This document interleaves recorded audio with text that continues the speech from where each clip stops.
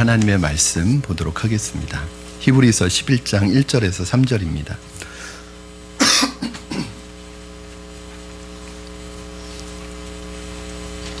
히브리서 11장 1절에서 3절까지 말씀 신약성경 364쪽에 있습니다.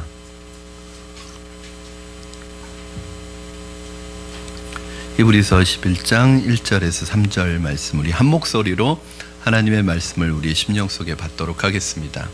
시작. 믿음은 바라는 것들의 실상이요 보이지 않는 것들의 증거니 선진들이 이로써 증거를 얻었느니라. 믿음으로 모든 세계가 하나님의 말씀으로 지어진 줄을 우리가 아나니 보이는 것은 나타난 것으로 말미암아 된 것이 아니니라. 아멘. 히브리서 11장은 여러분이 잘 알고 계시는 것처럼 타이틀이 붙어 있습니다. 믿음장이라는 타이틀이 붙어 있어요. 타이틀이 붙어 있다니까 또 성경을 지금 이렇게 그렇게 붙어 있는 게 아니라 우리가 보통 11장을 믿음장이라고 합니다. 고린도전서 13장을 사랑장, 12장을 은사장, 이렇게 우리가 붙인 것처럼 이 믿음장입니다. 그래서 이 히브리서 11장은 믿음의 보물창고라고 할 수 있습니다. 그래서 이 믿음의 사람들을 만나게 되고 어떻게 사는 것이 믿음의 방법으로 사는 것인지를 아주 구체적으로 보여주는 구절이고, 그 하박국서에 있는 의인은 오직 믿음으로 말미암아 살리라, 이 말씀에 대한 해석을 해주는, 풀이를 해주는 본문이라고 그렇게 할 수가 있습니다. 오늘 11장 1절을 그래서 많은 분들이 믿음의 본질 또는 믿음의 정의라고 생각하시는 분들이 많지만, 사실은 이 히브리서 11장은 믿음의 본질이나 정의라기보다는 믿음의 성격이라고 볼 수 있습니다. 그래서 이 오늘 11장 1절을 공부하기 전에 11장 1절 이전에 있었던, 사실은 1장부터 10장까지를 여러분이 공부하셨으면 자연스럽게 11장으로 넘어가실 텐데 11장이 먼저 나왔기 때문에 믿음이 무엇인지, 믿음의 본질에 대해서 가르쳐주는 성경 구절을 한번 여러분 함께 찾아보고 그 말씀을 중심으로 믿음의 본질에 대해서 간단히 설명드리고 11장 1절을 설명드리겠습니다. 자, 우리 성경 한 구절 보게 될 텐데요. 에베소서 2장 8절 9절 한번 보시겠습니다. 이게 이제 믿음이 무엇인지 우리에게 보여주는 구절입니다. 우리 한 목소리로 같이 읽겠습니다. 시작. 너희는 그 은혜에 의하여 믿음으로 말미암아 구원을 받았으니 이것은 너희에게서 난 것이 아니요 하나님의 선물이라. 행위에서 난 것이 아니니 이는 누구든지 자랑하지 못하게 함이라. 아멘. 여기에서 우리가 알 수 있는 믿음의 두 가지가 있는데, 첫째, 믿음은 하나님의 전적인 은혜로 주어진 것이라는 거예요. 믿음은 내가 만들 수 없습니다. 믿음은 내가 스스로 만들어낼 수 없는 거예요. 그럼 믿음은 누가 주시는 거냐면 하나님이 우리에게 선물로 주시는 거예요. 예를 들어서 두 번째 것이 무엇이냐면 믿음은 바로 구원을 얻는 열쇠가 됩니다. 이것이 이제 에베소서 2장 8절 9절에서 말씀하고 있는 것인데, 그러니까 하나님께서 우리에게 믿음이라는 선물을 주실 때 이것은 일종의 열쇠인 거죠. 그러니까 믿음 자체가 구원은 아닙니다. 우리는 믿음을 믿는 게 아니라 이 믿음을 가지고 구원을 여는 거예요. 믿음이 있어야지 구원을 받는 열쇠를 가지고 있는 것입니다. 그런데 하나님께서 우리에게 이 믿음이라는 열쇠를 주셨는데, 어떤 사람은 이걸 가지고 이 자물쇠를 열어가지고 여는 것을 하는 사람이 있는가 하면 그 열쇠를 가만히 가지고 있는 사람이 있어요. 그러니까 믿음의 활용에 있어서 믿음을 사용하는 사람이 있고 믿음을 사용하지 못하는 사람이 있습니다. 오직 의인은 믿음으로 말미암아 살리라 함과 같으니라.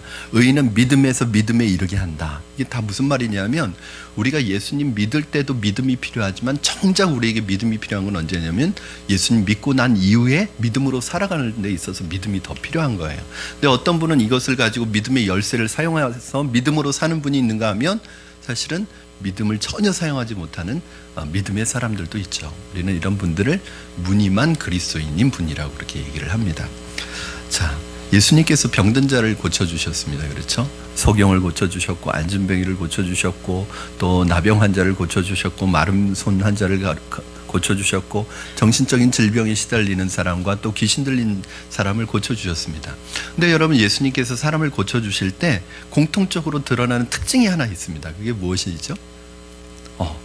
그냥 네 병이 나을지어다 이렇게 하신 적이 한 번도 없습니다. 어떻게 하시죠? 항상 뭐라고 하시면 내 믿음이 너를 구원하였느니라. 네 믿음이 내 병을 낫게 했느니라. 항상 믿음을 요구하세요. 즉 무슨 말이냐면 이 환자들이 와서 병 고쳐달라고 오는 환자들을 그냥 고쳐주시는 게 아니라 믿음이 있는지를 확인하시고 믿음이 있으면 고쳐주시고 믿음이 없으면 믿음을 심어주신 다음에 믿음을 고백하게 한 다음에 병을 고쳐주세요. 여리고성에 들어갔을 때 소경한 사람이 예수님을 향해서 막 부르짖습니다. 다윗의 자손이여 나를 불쌍히 여겨달라고 외쳐요. 그때 예수님께서 뭐라고 질문하시냐면 내가 내게 무엇을 하여 주기를 원하느냐 그랬더니 소경이 보기를 원합니다. 그러니까 이 소경의 마음속에는 보기를 간절히 원하는 믿음이 있는 거예요. 네 믿음이 내 병을 치유했다고, 내 믿음이 너를 구원하였다고 말씀하시고 구원을 선포해 주십니다. 그러니까 병 고치는 건 여러분 어려운 거 아니에요. 그렇죠, 주님에게 있어서. 그러나 주님은 항상 우리의 병을 고쳐주는 것이 문제가 아니라 그 병 고치는 것과 함께 뭘 주기를 원하시는 거예요? 믿음을 통해서 구원을 얻게 하기를 원하시는 거죠. 여러분 주님을 믿는 그 믿음이 단순히 내 인생의 문제를 해결하기 위해서 믿는 믿음이 아니라 하나님께서는 그 문제 하나 해결하는 것 때문에 여러분을 부르신 것이 아니라 그 문제를 해결하시기 전에 믿음의 고백을 하게 하셔서 믿음을 갖게 하시고 구원의 사람이 되도록 하시기 위해서 우리를 부르신 거예요. 그런데 많은 사람들은 뭐가 눈에 더 들어오냐면 바로 이게 더 들어오는 거죠. 하나님은 우리의 믿음이 없으면 움직이지 않으십니다. 하나님은 우리가 행동하지 않으면 하나님 움직이시 역사하시지 않으십니다. 이것이 믿음입니다. 심지어 예수님은 도마에게도 뭐라고 하셨냐면 네가 나를 이렇게 만져보고 본 거로 믿느냐 보지 않고 믿는 자가 더 복이 있도다 이렇게 말씀하셨어요. 무슨 말이에요 여러분? 이 믿음의 세계라고 하는 것은 보고 믿는 건 믿음이라고 하지 않습니다. 사실은 그건 믿음이라고 할 가치도 없는 거예요. 왜냐하면 믿음이라는 건 뭐냐면 특별한 은혜가 필요한 것인데 눈에 보이고 다 상식적이고 이성적이고 합리적인 거 이거 못 믿을 사람 아무도 없습니다. 그렇죠? 그러니까 왜 모든 사람들이 과학을 믿어요? 이성적이고 합리적이고 상식적이고 눈에 보이는 거니까 믿는 거죠. 이걸 믿는 건 믿음이 아닙니다. 그건 당연한 거죠. 그거는 예수님에 대한 믿음이 없는 사람도 다 믿어요.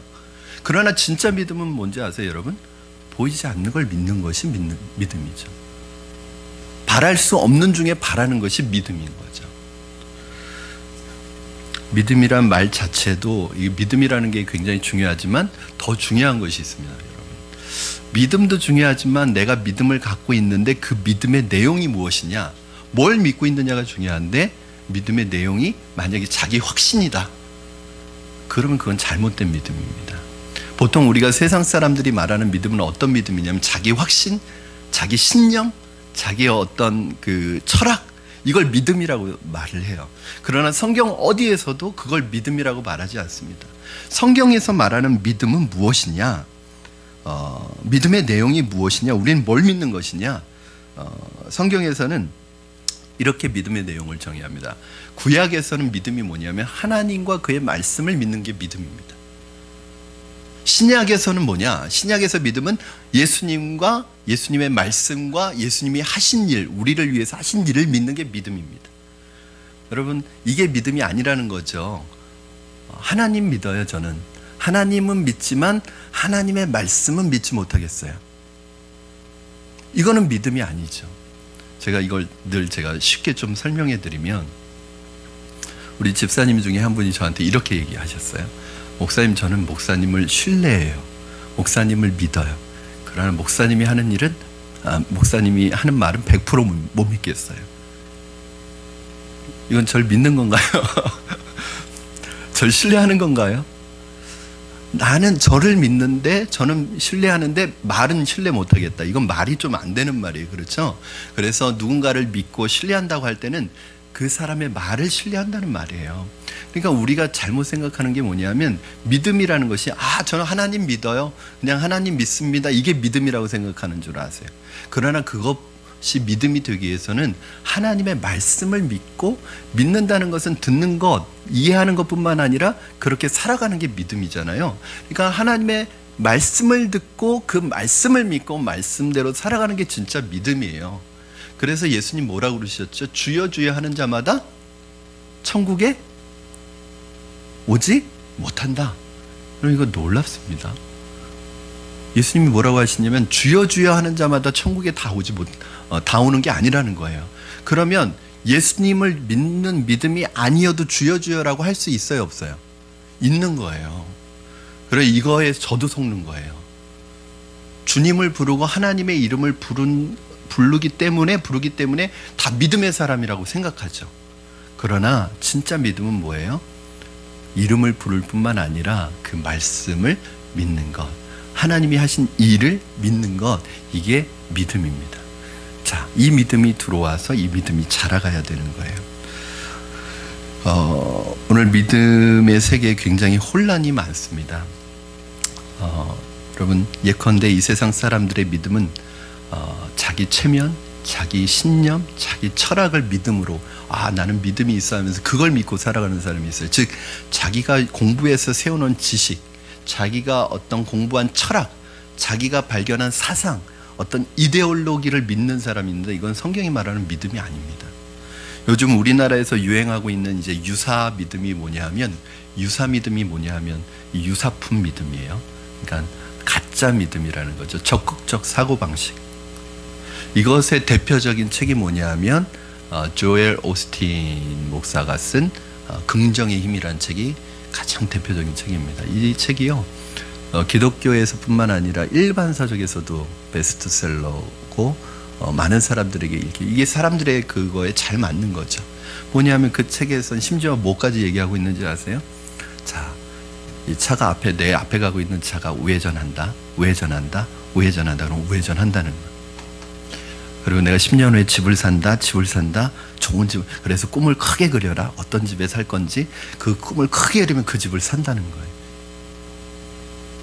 여러분, 이 적극적 사고방식이 얼마나 무서운 건지 아세요? 할 수 있다. 해보자. 하면 된다. 어떤 교회 가보면 이 뒤에 플랜카드가 걸려 있습니다. 그리고 예배 드리기 전에 구호를 다 같이 구호 준비 하고 이걸 외치고 시작해요. 여러분, 정말 그렇습니까? 여러분 할 수 있습니까? 이것을 가지고 나가다 보면요, 이것이 뭐에, 그 뉴에이지 사상에 있어서 마인드 컨트롤이 뉴에이지 사상의 핵심적인 부분인데, 사람이 자기의 어떤 수양과 어떤 마인드 컨트롤을 통해서 신적인 경제에 이르는 것이 뉴에이지 사상의 핵심 중에 하나거든요. 그러니까 사람의 능력을 부각시키고, 여러분 극장에 가서도 이 시각을 가지고 보면 요새 선전들 보면 뭐라고 나오는지 아세요? 다 당신은 할 수 있다. 당신은 뭐든지 할 수 있다. 당신의 본능에 충실해라. 뭐 다 이런 카피라이트가 나옵니다. 왜냐하면 그거 사람들에게 있어서는 나쁜 말 아니잖아요. 그렇죠? 할 수 없다는 말보다 훨씬 희망을 주는 말이잖아요. 그런데 중요한 건 뭐냐면 하나님이 싹 빠져 있는 거죠. 인간의 힘을 극대화시키려는 거죠. 여러분, 그러나 우리의 현실로 돌아보면 그렇게 하는 사람 더 좌절감이 큽니다. 우리의 현실로 돌아보면 우리 할 수 없는 게 너무 많잖아요. 내가 부족하고 내가 연약하고 실수하는 게 더 많잖아요. 때로는 그런 나 자신을 보면서 실망할 때가 더 많잖아요. 그러나 우리 믿는 사람에게는 뭐예요? 할 수 있다가 아니라 내게 능력 주시는 자 안에서 내가 할 수 있다. 이게 빠진 거예요. 나는 연약하지만, 나는 부족하지만, 나는 허물투성이 죄인일 수밖에 없지만, 그래도 내게 능력 주시는 자 안에서, 주님 안에서 나는 부족하지만 나는 할 수 있다. 이렇게 돼야 되는 거죠. 그래서 믿는 사람에게 항상 뭐가 필요하다고 그랬죠? 제가 그러나, 이게 필요합니다. 그러나를 잘 하셔야 돼요. 하나님, 난 부족합니다. 내 힘으로는 할 수 없습니다. 그러나 주님이 힘 주시면 할 수 있습니다. 주님이 능력 주시면 할 수 있습니다. 주님과 함께라면 감당할 수 있습니다. 이것이 이제 빠지는 거죠. 이건 믿음, 이게 믿음이에요. 사실 주님 안에서 믿음의 근거를 찾는 것입니다. 여러분, 성경적 믿음이란 예수님께서 하신 일을 믿는 것, 하나님과 하나님의 말씀을 믿는 것인데, 이렇게 믿음을 갖게 될 때 무슨 일이 일어나냐면 우리의 모든 죄가 씻어질 뿐만 아니라 천국에 대한 천국이 분명해집니다. 내세가 분명해집니다. 구원이 생깁니다. 성령의 역사가 나타납니다. 마음속에 평안이 찾아오기 시작합니다. 기쁨이 찾아오기 시작합니다. 이런 사람에게는 어떠한 환난과 역경과 고난 속에서도 흔들리지 않는 마음속에 평안이 있습니다. 이게 뭐냐면 바로 믿음이 생기기 시작한 거예요. 믿는 사람은 고난이나 환난이 없어서가 아니라 고난과 환난이 있음에도 불구하고 하나님이 우리 안에 주시는 평화가 있는 거예요. 제가 전에도 말씀드렸지만 갑자기 화가 이름이 생각이 안 나네요. 유명한 화가인데 화가 이름은 제가 생각나면 말씀드리겠습니다. 이 그림의 제목이 뭐냐면 피스, 평화예요. 그런데 그 그림을 보니까 전혀 평화가 아니에요. 왜냐하면 전쟁터 그림인 거예요. 전쟁터에 막 포탄이 날아다니고 막 총알이 빗발치는 그림인데 평화인 거예요. 그런데 왜 이 그림이 평화냐? 자세히 쳐다보면 한 모퉁이에 어떤 그림이 있냐면 그 새 둥지가 있고 그 안에 어미새가 아기새를 이렇게 품고 있는 장면이 있는 거예요. 이것 때문에 평화인 거예요. 여러분, 전쟁이 없는 게 평화가 아니라 뭐가 평화예요? 전쟁 속에서도 어미새 품에 있는 아기새는 평화스러운 거예요. 여러분, 우리 삶에 고난이 없어서 평화로운 게 아니라 고난과 환난과 역경과 거센 모진 풍파와 어려움들이 온다 할지라도 주님 품 안에 거하는 분은 그 안에서 평화를 누리는 거예요. 고난이 없어서가 아니라. 여러분, 이것이 이제 믿음 안에서 찾아오는 것이죠. 믿음의 세계에 두 가지가 있습니다. 즉각적으로 믿음으로 응답받는 것과 하나님의 약속을 즉각적으로 응답받지는 못하지만 오래 기다리는 것 두 가지가 있습니다. 어떤 의미에서는 즉각적으로 응답받는 것보다 더 중요한 게 뭐냐 하면 오래 기다리는 것입니다. 왜냐하면 응답받는 건 쉽거든요. 아닌가요? 응답받는 건 쉽습니다. 왜냐하면 하나님이 여러분 간구하는 자에게 응답하세요, 안 하세요? 하시죠. 반드시 하시는 걸 믿으시죠? 하나님께 나아가는 자는 그가 반드시 계신 것과 그가 하나님을 찾는 자들에게 상 주시는 이심을, 응답하시는 이심을 믿어야 할지니라. 그러니까 반드시 응답하세요. 그러니까 응답받는 건 어려운 거 아니에요. 그러나 문제는 언제 응답받느냐가 이제 관건이에요. 어떤 면에서는 하나님이 조금 작은 것, 시시한 것은 즉각 응답해 주십니다. 그러나 정말 우리 인생에서 소중하신 것은 하나님이 오래 기다리도록 하세요. 그래서 여러분, 기도에 세 가지 요소 있는 거 아시죠? 기도할 때 이 세 가지 기자를 기억하세요. 기도의 3요소 세 가지 다 기자로 시작합니다. 첫째, 기대하라. 여러분, 하나님 앞에 기도하러 나올 때 기대감이 있으십니까? 하나님 앞에 예배하러 나올 때 기대감 가지고 나오세요? 하나님, 오늘 예배하러 나갈 때 오늘 예배 속에서 하나님 만나 주실 것이 기대가 되세요? 기도하러 나갈 때 기도 속에서 하나님이 내게 응답하실 것에 대한 기대감이 있어요? 그러면 이것이 없으면 형식이 되는 거죠. 여러분, 사랑하는 사람을 만나러 나갈 때 기대감이 됩니까? 없습니까? 기대가 되죠. 내가 좋아하는 사람 만나러 나갈 때 오늘 만나서 어떤 교제가 이루어질지 기대감이 되죠. 근데 어떤 사람을 만나는데 전혀 기대감이 없어요. 기대가 되지도 않고 기대감 없이 나가면 그 교제가 즐거울까요? 기대하라. 두 번째, 기도하라. 기도해야 되는, 나가서 기도해야 되는. 세 번째는 기다리라. 이게 기도의 3요소입니다. 여러분, 하나님께서는 우리에게 기도하게 하시고 우리에게 응답해 주세요. 근데 언제 응답해 주세요? 하나님의 때에 하나님의 방법으로 응답해 주세요. 근데 우리는 지금 당장 뭐든지 기도할 때 항상 지금 안 주시면 그건 응답도 아니야. 내가 원하는 때 주셔야 응답이라고 생각하시면 안 됩니다, 여러분. 정말 소중한 것은 하나님이 여러분에게 기다리게 만드세요. 왜요? 그 기다림 속에서 뭐가 생기는 거예요? 믿음이 생기는 거예요. 제가 저도 평균적으로 통계적으로 보면 저도 잘 기다리는 편인데 사람마다 차이가 있어요. 어떤 사람에 대해서 잘 기다리냐면 신뢰할 만한 사람일수록 잘 기다려요. 그러니까 우리가 기다릴 수 있는 건 하나님 그만큼 신뢰하기 때문입니다. 진짜 믿음은 어떻게 생기느냐? 진짜 믿음은 여러분이 병들고 고난을 받고 역경을 겪고 환난과 핍박이 계속해서 여러분을 괴롭힌다고 할지라도 거기에서 절망하지 않고 스스로 포기하지 않고 거기에 쓰러지지 않고 끝까지 하나님이 내게 하신 말씀, 성경에서 내게 주시는 그 약속의 말씀을 붙들고 기다리는 그 마음에 진짜 믿음이 생기는 것입니다. 그러니까 여러분의 믿음을 한번 테스트해 보시면 알아요.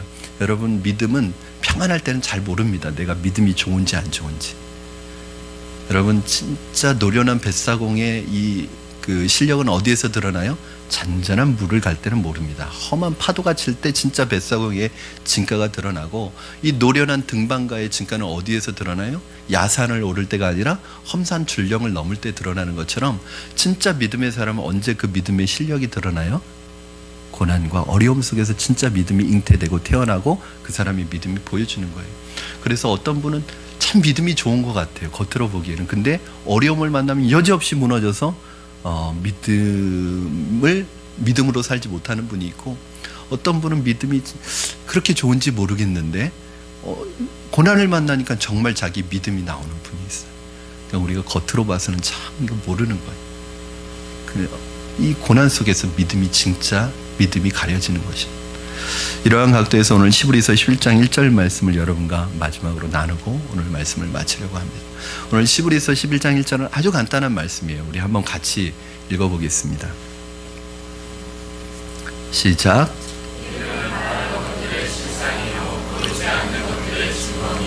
아멘. 요 두 가지, 이 한 절 속에 두 가지 믿음의 성격이 나타나는데요. 첫째는 믿음은 바라는 것들의 실상이다. 이게 첫 번째 믿음의 성격입니다. 믿음을 가지면 바랄 수 없는 중에 바라게 된다는 거예요. 여기서 바란다는 뜻이 뭐예요? 내가 소원하는 것, 내가 원하는 것, 내가 상상하는 것을 말하는 게 아닙니다. 여기서 나오는 믿음, 바람은 내 안에서 나오는 것이 아니라 누가 주시는 거예요? 하나님으로부터 나오는 거예요. 말씀으로부터 나오는 거예요. 사실은 바랄 수 없는 중이, 상황이나 환경이나 여건을 보면 도저히 생각할 수도 없는 거예요. 그런데 하나님의 말씀을 들을 때마다, 하나님 앞에 기도할 때마다 내 마음속에 소망이 생기고 꿈이 생기고 희망이 생겨요. 현실은 참 어려운데 그 현실이 보여지는 게 아니라 그 현실 너머에 계시는 하나님의 약속의 말씀이 보여지는 거예요.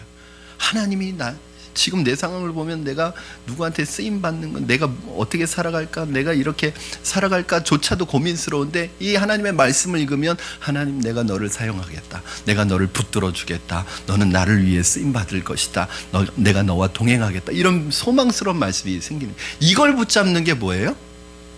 이게 믿음이라는 거죠.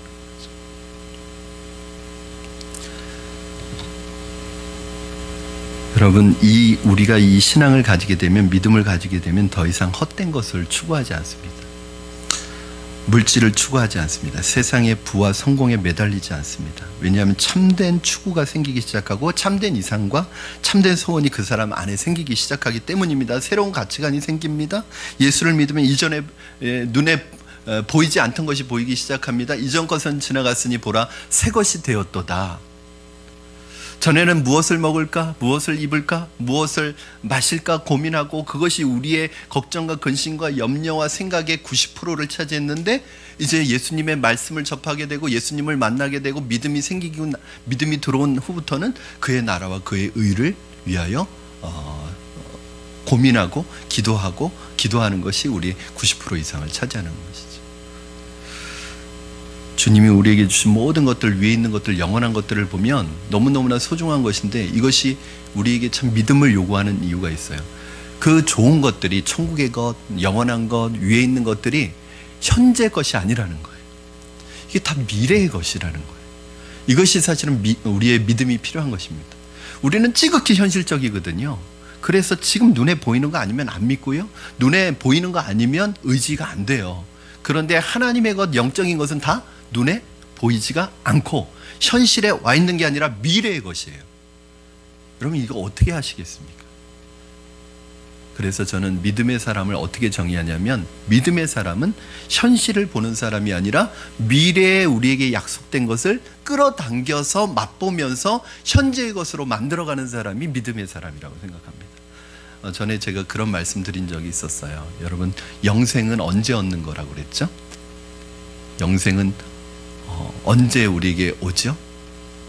우리가 예수님 믿는 순간에 우리 안에 뭐가 오냐면 생명이 옵니다. 또 증거는 이것이니 하나님이 우리에게 영생을 주신 것과 이 생명이 그의 아들 안에 있는 그것이니라. 즉 우리가 예수 그리스도를 믿는 그 순간에 예수 안에 있는 영생이 우리에게 옵니다. 여러분은 지금 다 영생의 삶을 살고 계신 거예요. 근데 이게 잘 믿어지지가 않는 거죠. 영생은 우리가 죽어서 천국 가서 얻는 게 아니라 지금 여러분 누리고 계시는 거예요. 영생을 끌어당겨서 맛보고 계시는 거예요. 여러분은 육신의 삶을 살고 있는 게 아니라 지금 영원한 생명을, 영원한 삶을 시작하고 계시는 거예요. 똑같은 차원에서 천국도 마찬가지입니다. 우리가 천국은 언제 가죠? 죽으면 가죠. 그러면 천국은 죽어서 맛봐야 되는 건가요? 그러면 천국 가는 그날까지 이 세상에선 지옥 같은 삶을 살아가야 되는 건가요? 천국 가는 그날만 바라보면서 이 세상에서 우리 70년, 80년 살아가는 삶은 그냥 죽었다고 생각하고 살아가야 되는 건가요? 그래서 참 믿음에도 불구하고 어떤 분들 얼굴을 보면 세상의 온갖 근심과 걱정과 무게는 혼자 다 짊어지고 가는 마치 어린 양과 같은 주님이 다 짊어지셨어요. 그거는 여러분은 그 짐 짊어지시지 않으셔도 됩니다.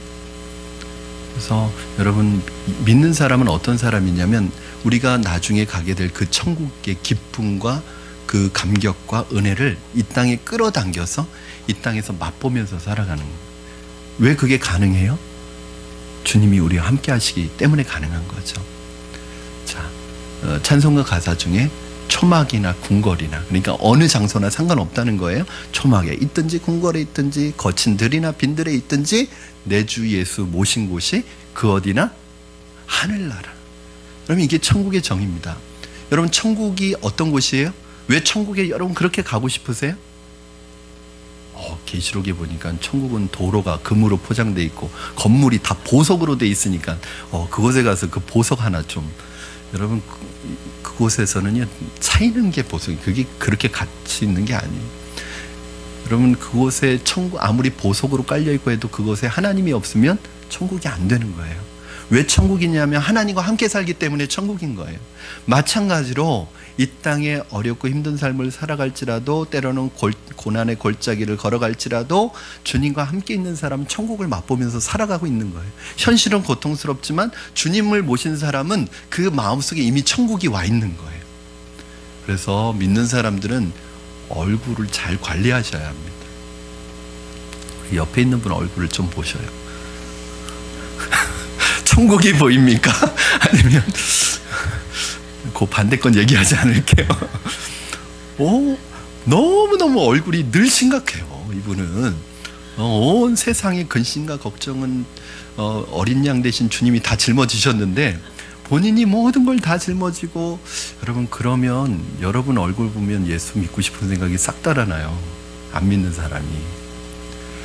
여러분 얼굴을 보면 힘들고 어려운 속에서도 얼굴을 보면 하늘나라가 보이고 기쁨이 있고, 그래야지 안 믿는 분들이 도대체 당신의 마음속에는 도대체 뭐가 있기 때문에 이 어려운 속에서도 당신의 표정은 그렇게 기쁠 수 있습니까? 물어볼 때 딱 한마디 하시면 되죠. 내 안에 계신 예수님 때문에 그렇습니다. 이 말 한마디 하려고, 그래서 표정이 지금 자신 없다고 생각되는 분들은 아침마다 거울을 보고 웃는 연습을 좀 하세요. 근육 자체가 웃는 얼굴이 아니라 이렇게 심각한 근육을 가지고 계신 분이 계세요. 그런 분들은 웃으면 좀 불편하거든요, 얼굴 근육이. 그래서 아침마다 웃는 얼굴 하세요. 이건 제 노하우입니다. 제가 1년 동안 웃는 연습을 해서 만든 얼굴입니다.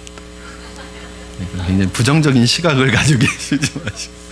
여러분 오늘 말씀에서 오늘 진정한 믿음은 미래에 주어질 것을 믿음으로 끌어당겨서 맛보면서 살아가는 것을 말씀하고 있습니다.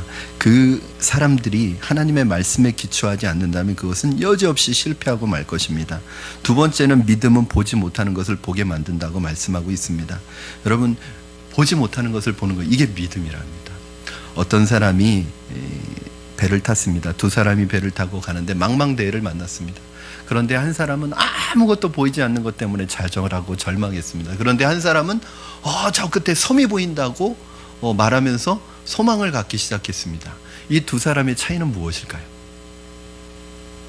한 사람은 뭘 보았고 한 사람은 보지 못한 거예요. 못 본 사람은 절망하고 본 사람은 소망을 가진 거예요. 이 두 사람의 차이는 뭐였을까요? 뭘 가지고 있었을까요? 이거는 믿음의 눈도 안 보입니다. 섬은 망원경을 가지고 있었어요. 그래서 망원경을 가지고 있었던 사람은 섬이 보인 것이고, 망원경이 없던 사람은 섬이 안 보인 거죠. 여러분, 믿음의 눈이라는 게 이것과 마찬가지입니다. 바로 남들이 보지 못한다고, 안 보인다고 없는 게 아니거든요. 여러분, 저는 보여야 믿겠습니다. 그거는 얼마나 미련한, 이 세상에서 정말 중요한 건 다 안 보인다는 걸 아십니까? 여러분, 공기가 보입니까? 여러분, 바람이 보입니까? 여러분, 정말 중요한 것들은 사랑이 보입니까? 여러분, 공기가 안 보인다고 공기가 없다고 생각하세요? 바람이 안 보인다고 바람이 없다고 생각해서, 사랑이 안 보인다고 사랑이 없다고 생각하세요? 느껴지잖아요. 여러분, 정말 중요한 것들은 하나님이 안 보이게 만드셔요. 그걸 보는 것이 얼마나 중요하냐? 그게 참 믿음이라는 것입니다. 사람들이 영혼을, 천국을, 미래를 보지 못하는 이유는 바로 고린도전서 2장 14절의 말씀처럼 그 사람들이 육신에 속해 있기 때문에 그렇습니다. 즉, 육신의 눈으로는 하나님의 것이 잘 안 보여요. 이거는 영적인 눈으로, 믿음의 눈으로 볼 때만 보이는 것들이 있다는 거예요. 여러분, 고린도전서 2장 14절 말씀 한번 같이 읽어보겠습니다. 시작. 육에 속한 사람은 하나님의 성령의 일들을 받지 아니하나니 이는 그것들이 그에게 어리석어 보임이요 또 그는 그것들을 알 수도 없나니 그러한 일은 영적으로라야 분별되기 때문이라. 그냥 육신에 속한 사람은 성령의 일이 안 보여요. 이것은 영적으로라야 분별되기 때문입니다. 여러분, 하나님의 자녀는 믿음으로 보이지 않는 하나님을 보는 눈을 가지고 있는 것입니다. 제가 질문 한 가지 하겠습니다. 여러분, 하나님을 믿으십니까? 다 믿는다고 대답하셨죠? 하나님 본 적 있으세요? 하나님 본 적 없으시죠? 저도 본 적 없습니다. 하나님. 우리가 눈으로는 보지 않았지만 눈으로 보는 것보다 더 분명하게 하나님이 계시다는 걸 알고 믿고 있습니다. 여러분, 천국 가본 적 있으세요? 여기 계신 분들 중에? 근데 천국이 있다는 거 어떻게 아세요? 본 적은 없지만 천국이 내 마음속에 누구보다도 분명한 증거로 내 안에 임해 있기 때문에 우리가, 여러분, 믿음이 없는 사람은요, 예수 그리스도의 믿음이 없는 사람은 아무리 하나님을 믿고 싶어도 믿어지지가 않습니다. 제가 늘 그러잖아요. 여러분, 하나님 앞에 자꾸 기적을 보여달라고 하지 말라고. 여러분이 예수님 믿은 게 기적이라고. 그렇죠? 어떻게 믿냔 말이에요. 예수님을 우리가 2000년 전에 이스라엘에서 3년 동안 활동한 30대 초반의 청년을 믿으면 구원을 받는다. 이걸 여러분이 지금 믿고 있는 거거든요. 안 믿는 게 정상이에요. 여러분들은 정상이 아니에요. 근데 여러분이 그게 믿어졌다는 게 이게 기적이에요. 이걸 어떻게 믿습니까? 근데 우리는 분명하게 이거는 의심되지 않도록 믿고 있어요. 왜냐하면 그 마음의 증거가 우리 안에 있는 거죠. 믿음은 바라는 것들이 실상이요 보이지 않는 것들의 증거예요. 보이지는 않지만 우리 마음에 증거가 있는 거예요. 여러분, 1절 말씀을 제가 다시 요약하면서 말씀을 마무리하겠습니다. 하나님의 약속의 말씀, 그리스도의 구원의 말씀은 인간적인 눈으로는 희미하고 불안하고 엉뚱한 것인 것처럼 보이지만 믿음의 눈으로 볼 때, 영적인 눈으로 볼 때 그것은 실상이고 확실한 증거입니다. 그래서 믿음은 바랄 수 없는 중에 바라게 되는 것이고 볼 수 없는 것을 보게 하는 것입니다. 그래서 믿음은 우리로 하여금 하나님의 말씀과 하나님에게 자꾸 빠져들게 만듭니다. 믿음은 이성과 상식과 합리와 육체와 현실의 모든 조건을 뛰어넘도록 만듭니다. 그리고 새로운 영혼의 지평을 열어주고 우리의 마음을 강하게 해주고 확신하게 만들어주고 의지를 굳게 해주고 삶의 변화를 가져옵니다. 하나님께서 여러분에게 주셨던 약속의 말씀들을 어떻게 하고 계십니까? 어떻게 대하고 계십니까? 성경에서 읽은 모든 약속들을 여러분은 어떻게 지금 생각하고 계십니까? 여러분이 기도할 때 주셨던 그 약속의 말씀들 붙들고 가다가 현실에서 어려움 만나서 다 놓아버리고 생활하고 계시지는 않습니까? 여러분이 젊은 시절에 하나님께서 기도하실 때 수련회를 통해서 또 은혜 받을 때 하나님을 처음 만날 때 여러분 각자에게 주셨던 그 약속들을 여러분 얼마나 소중하게 간직하고 계십니까? 그것이 당장 눈에 보이지 않는다고 해서 내게 만져지지 않는다고 해서 다 포기하고 살아가시는 거 아닙니까? 기억하십시오. 그거 붙드시기 바랍니다. 포기하지 마시기 바랍니다. 여러분 처음 주신 마음 포기하지 마세요. 여러분이 기도할 때 주셨던 그 많은 은혜와 약속들 쉽게 포기하지 마십시오. 여러분 하나님께서는 여러분의 남편을, 여러분 아내를, 여러분의 자녀들을 구원하시기 원하시는데 여러분이 도중에 믿음이 없어서 포기하지 않게 되기를 바랍니다. 여러분 절대 남편을 포기하지 마세요. 내 남편이 예수님 믿는다고? 아유 말도 안 돼. 그건 여러분 생각이에요. 하나님이 하시는 일은 기가 막힙니다. 나만 포기하지 않으면 하나님은 절대 포기하지 않습니다. 제가 전에도 말씀드렸죠. 영혼을 위해서 기도하는 기도는 하나님이 반드시 응답해 주신다. 여러분 아내를 포기하지 마십시오. 여러분 자녀들을 포기하지 마십시오. 여러분 사업 포기하지 마시기 바랍니다. 그것이 하나님이 여러분에게 주신 것이라는 확신이 있다면 그것은 반드시 하나님께서 이루어진다는 것을 저는 믿어 의심치 않습니다. 그러나 제가 이런 충고를 좀 드리고 싶습니다. 만약 그것이 여러분 욕심에서 비롯된 것이면 오늘 빨리 포기하시기 바랍니다. 하나님이 주신 마음과 기도하는 가운데 하나님이 주신 비전과 약속의 말씀으로 생겨난 게 아니라 그냥 내 욕심에서 생각해 놓은 계획이라면 빨리 포기하실수록 좋습니다. 왜냐하면 기도해봤자 고생만 합니다. 금식하면 배만 고픕니다. 아무것도 남지 않습니다. nothing입니다. nothing. 아무것도 아닙니다. 그러나 그것이 정말 하나님이 주신 것이라면 절대 포기하지 마십시오. 이게 믿음입니다. 그래서 내게서 온 것이 아니라 하나님으로부터 온 것이기 때문에 포기할 수 없는 거죠. 이것만 있으면 여러분 황무지에서 광야에서도 꽃을 피웁니다.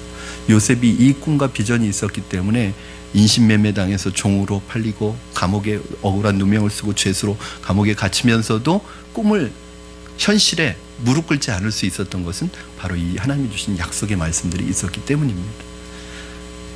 오늘 이 믿음이 여러분에게 있기를 주님의 이름으로 축원합니다. 이 믿음으로 세상을 승리하는 여러분 되시기를 주님의 이름으로 축원합니다.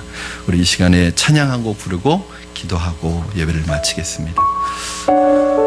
우리에게 있어서 믿음은 바로 나를 믿는 것이 아니라 나를 보는 것이 아니라 그 하나님의 능력과 하나님 보이지 아니하는 그 하나님을 보는 것입니다. 나는 안 돼도 내가 하나님과 동행하고 하나님을 믿으면 하나님께서 이루어 주십니다. 응답해 주십니다. 여러분 포기하지 마시기 바랍니다. 오늘 전능하신 하나님 의지하며 찬양하며 나가겠습니다. 전능하신 나의 주 하나님, 전능하신 나의 주 하나님, 그렇습니다. 능치 못하실 일 전혀 없네. 능치 못하실 일 전혀 없네. 우리의 모든 간구도 우리의 모든 생각도 우리의 모든 꿈과 모든 소망도 신실하신 나의 주 하나님, 신실하신 나의 주 하나님은 우리의 모든 괴로움 바꿀 수 있네. 우리의 모든 괴로움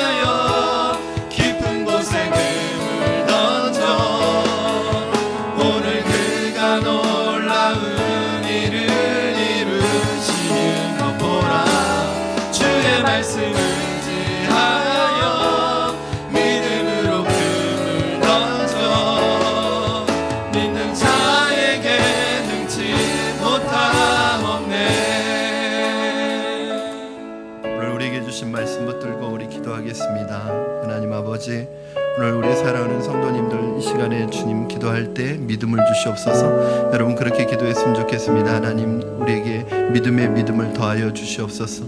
내게로부터 나온 말씀이 아니라 믿음, 하나님의 말씀에 기초한 믿음을 주시옵소서. 하나님 세상이 감당할 수 없는 믿음을 주시옵소서. 세상의 고난과 환난과 어려움을 이겨낼 수 있는 믿음을 주시옵소서.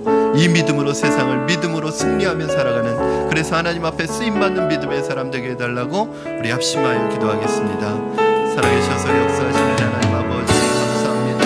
오늘 우리 안에 하나님의 믿음을 가여 주시옵소서. 하나님 내 스스로의 확신과 신념이 아니라 말씀 속에서 약속하신 그 하나님의 말씀 속으로부터 나온 그 믿음을 붙들게 하여 주시고, 하나님의 약속의 말씀을 붙들게 하시고, 하나님의 비전을 붙들게 하시고, 하나님이 주시는 은혜를 붙들게 하셔서 오늘도 믿음으로 승리하게 하여 주시옵소서.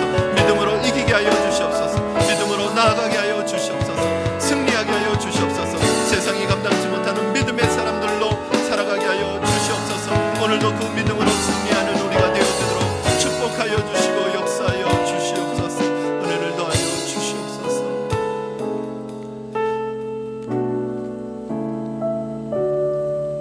살아계신 하나님 아버지 감사합니다. 우리에게 믿음의 믿음을 더하여 주시옵소서. 우리의 연약한 믿음을 도우셔서 하나님 이 세상을 믿음으로 승리하며 살아가는 믿음의 사람 되게 하여 주시옵소서. 하나님 우리 안에 하나님의 말씀, 하나님의 약속, 하나님께서 주신 비전을 포기하지 않게 하시고 붙들게 하여 주시고, 주님 주신 말씀에 따라 어렵고 힘들더라도 하나님 그 말씀 붙들고 끝까지 믿음으로 나아가는 믿음의 사람 되도록 축복하여 주시옵소서. 감사드리며 예수님의 이름으로 기도합니다. 아멘.